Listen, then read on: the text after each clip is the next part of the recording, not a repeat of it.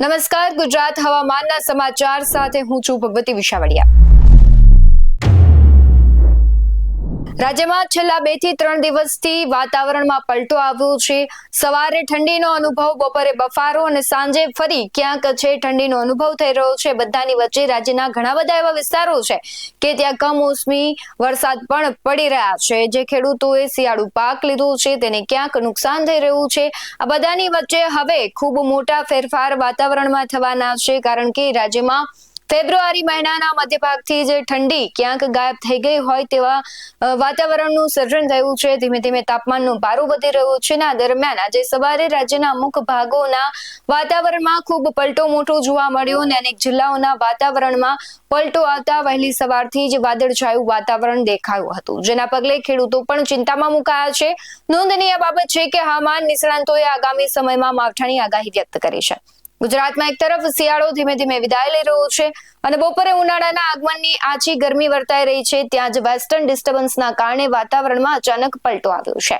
ગુજરાતમાં કમોસમી વરસાદને કારણે ખેડૂતોમાં ચિંતા ફેલાઈ છે। ખાસ કરીને રવિ પાક જેવા કે ઘઉં, જીરું અને રાયડાના પાકને માવઠાથી નુકસાન થવાની ભીતિ સેવાઈ રહી છે। ખેતરોમાં ઉભો તૈયાર પાક પલળી જવાથી ગુણવત્તા બગડવાનો ડર પેસી રહ્યું છે। આ ડબલ સિઝન વચ્ચે આજે વહેલી સવારથી જ રાજ્યના અનેક વિસ્તારોમાં આકાશ કાળા ડિબાંગ વાદળોથી ઘેરાઈ ગયું હતું। વીજળીના કડાકા ભડાકા સાથે પવન સાથે રાજ્યના વિવિધ ભાગોમાં કમોસમી વરસાદ નોંધાયો છે। ખાસ કરીને ગોધરા શહેર અને આસપાસના વિસ્તારોમાં વરસાદી ઝાપટા પડ્યા। દાહોદ જિલ્લાના ગ્રામ્ય વિસ્તારોમાં પણ વહેલી સવારથી જ મેઘમહેર જોવા મળી। ઉત્તર અને મધ્ય ગુજરાતના કેટલાક ભાગોમાં પણ વાદળછાયું વાતાવરણ અને ઝરમર વરસાદની અસર દેખાઈ હતી। આજે વહેલી સવારે મહીસાગર જિલ્લાના વાતાવરણમાં પણ પલટો જોવા મળ્યો। કાળઝાળ ગરમી બાદ ઠંડીનો અહેસાસ થતા લોકોને શું કરવું તે ખબર નથી રહી।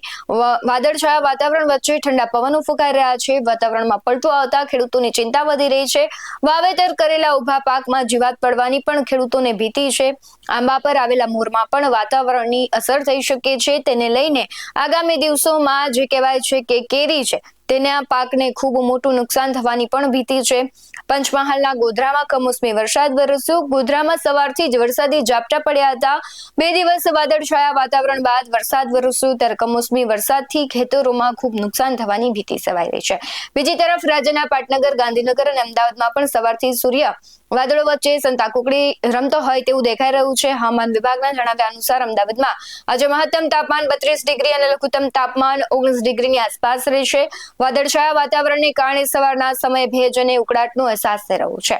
દાહોદના વાતાવરણમાં પણ પલટો આવ્યો હતો। દાહોદ સહિતના આસપાસના જે વિસ્તારો છે ત્યાં ક્યાંક વરસાદ પડ્યો હતો। વીજળીના કડાકા સાથે વરસાદ વરસ્યો અને આ કમોસમી માવઠાને લઈને ક્યાંક ને ક્યાંક ખેડૂતો હવે ચિંતાતુર બન્યા છે। બીજી તરફ જો બનાસકાંઠાની વાત કરવામાં આવે તો અંબાજીના વાતાવરણમાં પણ પલટો આવ્યો। વહેલી સવારથી ત્યાં પણ કહેવાય છે કે માવઠાની સ્થિતિ સર્જાઈ હતી।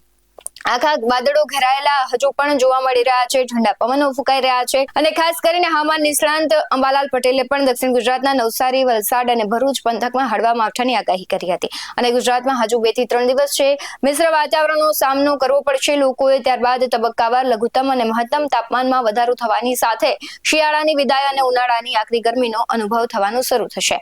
હવામાન વિભાગ દ્વારા કરવામાં આવેલી આગાહી અનુસાર 17 થી 23 ફેબ્રુઆરી દરમિયાન રાજ્યભરમાં વાતાવરણ સૂકું રહેશે। લઘુત્તમ તાપમાન ધીમે ધીમે 2 થી 3 ડિગ્રી જેટલું વધશે, જ્યારે મહત્તમ તાપમાન પણ 33 થી 35 ડિગ્રી સેલ્સિયસની આસપાસ પહોંચવાની સંભાવના છે। તમારા વિસ્તારમાં વરસાદ છે તો તમે તે વિડીયો અમને અમારા વોટ્સએપ નંબર પર મોકલી શકો છો। આવા જ વધુ અહેવાલો સાથે ફરી મળતા રહીશું। તમે અમારી યુટ્યુબ ચેનલને સબસ્ક્રાઇબ કરવાનું, અમને ફેસબુક અને ઇન્સ્ટાગ્રામ પર ફોલો કરવાનું ભૂલશો નહીં। બાકી અમને અપડેટ્સ મેળવવા માટે આપ જોતા રહો BS19 ન્યૂઝ। નમસ્કાર।